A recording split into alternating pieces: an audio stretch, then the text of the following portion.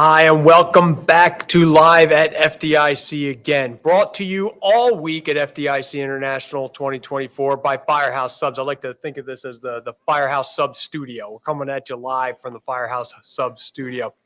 Anyway, today, for this segment, I am with Bill Gardner with ESO.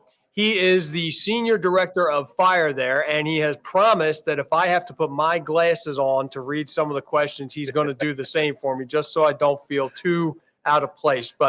So Bill, thank you for joining me today. Oh, absolutely. And I think just to get us started, how long has ESO been in the RMS industry? And for those who don't know, it's record management system, RMS industry, and what makes you different from other RMS providers?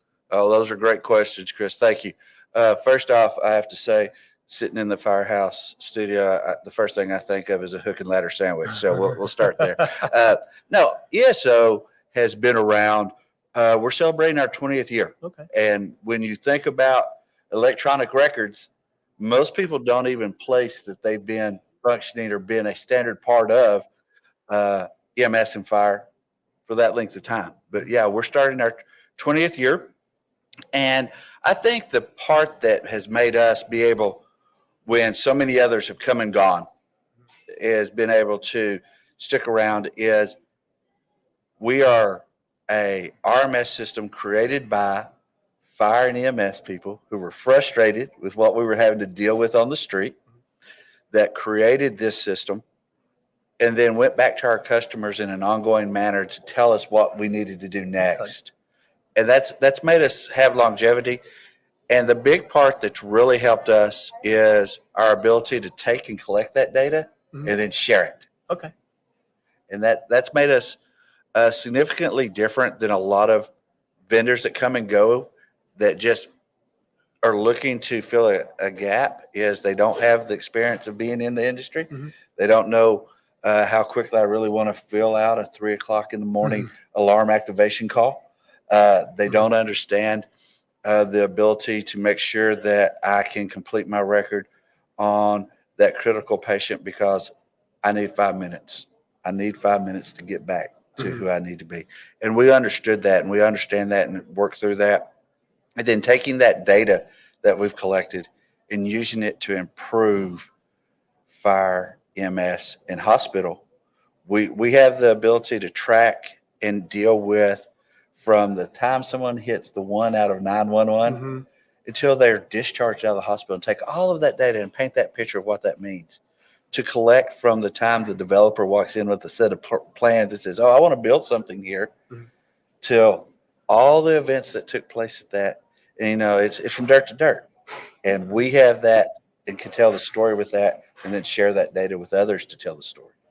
Now, having been around 20 years now, you have a tremendous amount of data from over time. And that not only would allow you, I figure, to not only drive research, but also participate in research projects. So what are some of the current research programs ESO is currently releasing? I laugh. If we didn't have to have RMS products to collect data, we probably wouldn't have them, because data is what makes the change. Data helps us create an environment to make it safer for the men and women on the streets every day. The data helps us do those things. So we've been very fortunate to have great partners that have agreed to allow their data to come into what we call a data collaborative. That data collaborative is open for research, not just for us, but we work with both academia. We work with national researchers from physicians, those that do research and improvement, healthcare. And then we have 4 full-time researchers and people working in our building that work to take that data to make sure that it's being used for the right things. We have been blessed to be able to testify in legislative events, helping clarify fact over fiction with what healthcare does and with what pre-hospital healthcare has done. We just completed a research paper on a retrospective study of actual collected data from responders compared against the Lavender Ribbon Report. Okay. We know there's a problem. we've all assumed this. I actually have the ability to walk through, and that research was sent out, was peer reviewed, and was published in a occupational journal, medicine magazine, because they felt like that was a significant item of being able to do. And where are those things? And when you take that and you look at that, we assume there's problems, but when you can break it down by size of an agency, the rank of the people, the age, you can look at that information, and we can take that information and compare it back to your local area, give you the ability to run that report. That's how we improve those things and make sure our men and women are going home. So those are just a couple of things. We've got a couple of items going on right now that we're going to be rolling out throughout the country. There's a significant wildland fire issue in this country. We've seen it throughout North America that we've all dealt with over the past couple of years. And, Dr. Lori and the U.S. Fire Administration have had a lot of conversations about we've got to get better at that. To help support that, we're going to be putting the Wildland Irwin collection field and information in all of our fire incident products for our customers at no additional cost to be able to collect and report on that, because we've got to get better data. So those are some of the research and projects that we're doing, and some of the things that are taking place today. Well, let's get, I guess kind of into, the fire and EMS side of it. Data is certainly a driver. Yes. We just established that. But it's certainly a driver for the fire service. How does ESO help meet the goal for fire and EMS agencies? I think the part of it is every year we just released our fire index, which is a global snapshot of what's taking place across the country out of that collaborative. This year I had, well over 6 million fire records alone that were just from this past year to look at, that are fresh, that were done in this past year, to see what that is. But by doing that and then giving you the ability to run a similar report out of our data for your agency, that gives you a benchmark. We can't improve things we don't measure. As we go through the nearest transition throughout the next 18 months, it's going to be a really significant factor to make sure what we're measuring, how we're improving that, and measuring what we do in the modern fire service. And that's a great opportunity. And we're going to be able to start capturing that data, start looking at that data as we go forward, while still keeping the traditional data, and do some crosswalk studies over years. And that's going to be really improvement for people in the fire service.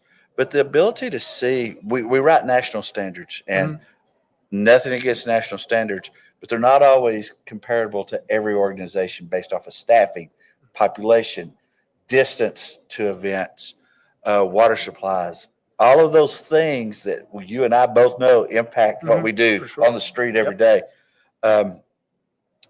This gives you the ability to have data to educate your community, your elected officials, the people that have the money to make improvements, and then show them that investment, here's the return, because we were able to touch this many more lives. The ability to measure and show impacts of the calls we didn't have has always been a challenge for the fire service.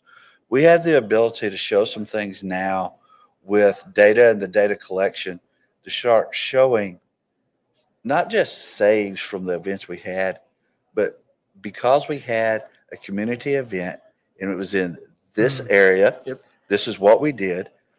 We tracked out, we gave out this many smoke detectors. I have all the addresses we put them at, all of this. Now, all of a sudden, we've seen a decrease in those events. It's measurable. That's what the elected officials want. And quite honestly, that's what we should want to give our citizens, is what's helping, what's working. And then if that worked and you and I are similar size communities and we're similar size in what we do, then share that with me so I can go make a difference. The fire service has always gone to help each other. As brothers and sisters, we've helped each other. We haven't always done that as well in our risk reduction programs and some things.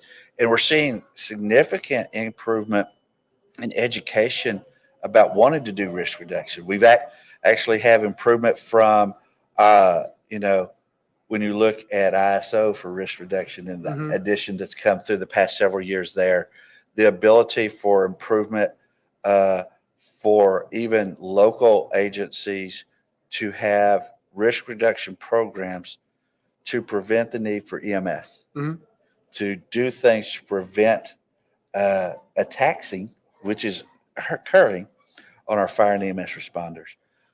Those are the things we have to do, and those are the things that we help provide data for you to improve on. I've in my own department been able to see that sort of data in action, in terms of, exactly what you said, justifying an expense on something, measuring what we do besides. I'm in a volunteer house, so measuring what we do beyond coming to the firehouse for the fire calls. So, I mean, so I'm a believer. I'm a believer in the data end of things. Absolutely. I think that's a great point. We look at recruitment and retention across the country. There's some struggles. I think I'm an optimist at heart. I think that there's people that want to be back involved. They want to help the community. And being in the fire service is one of the best ways to do that ever. It's been great. My 35 years, I've been blessed to be involved in seeing a lot of great things happen. With that, people want to know what they're doing. And the ability to track and record those activities beyond just going to a call, gives this younger generation that's looking, they're looking to change the world, and they're trying, and we should help them. Yep, absolutely. It gives them the ability to record that, because you and I started out, we didn't track some of those things very well. We didn't track the number of hours we spent at a fundraiser. But how many people did we touch at that moment? Exactly. We've got to get better at that. The tools have to be easier for people to do that. And those tools have to be standardized and approachable so that we can measure that, not just in one department, but we can measure it across the country. And we as fire service have to grasp, and Nearest is going to help us do that, grasp the ability that I'm not an island unto myself, so my data can't be an island unto myself.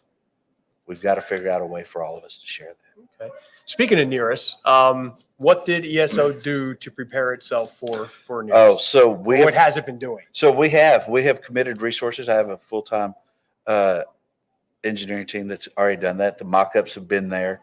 They've worked through those things. We have been very fortunate to spend some time.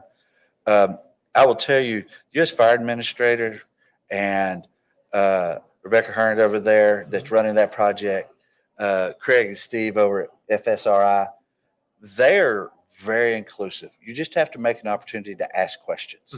They've opened that up, and we've taken those opportunities to ask those questions. And I know that if you have those things, they want to hear. Tom Jenkins is out running all over the country to find out what people want, how they feel about that. And so we've taken advantage of all of that. So our teams have already committed into working through that and making those things. And that development work is forthcoming. And we'll be showing people as we build it in our applications, our customers that have our applications, will get a chance to see those changes as they're coming forward. It's one thing to say I'm going to do it. It's another thing when you put it out there and people see it every day, the work that's coming. And so we're open to that. And we think that that is a great way, not only just to prepare leadership for this change, but for the men and women in that station that have to fill that report. If they're seeing it coming every day, by the time we get there and by the time we get everything transitioned, the chances are that they're adapted to that change a little easier. Cool. Well, again, this has been Chris McClune with Bill Gardner with ESO for FDIC, for Live at FDIC. Again, I'd like to thank our sponsor for the week, Firehouse Subs. And Bill, I'd like to thank you for sitting down with me for a few minutes and talking to me about ESO. Absolutely. We invite anyone that's here at FDIC this week to come see us, ask questions. And for everyone, be safe. Thank y'all.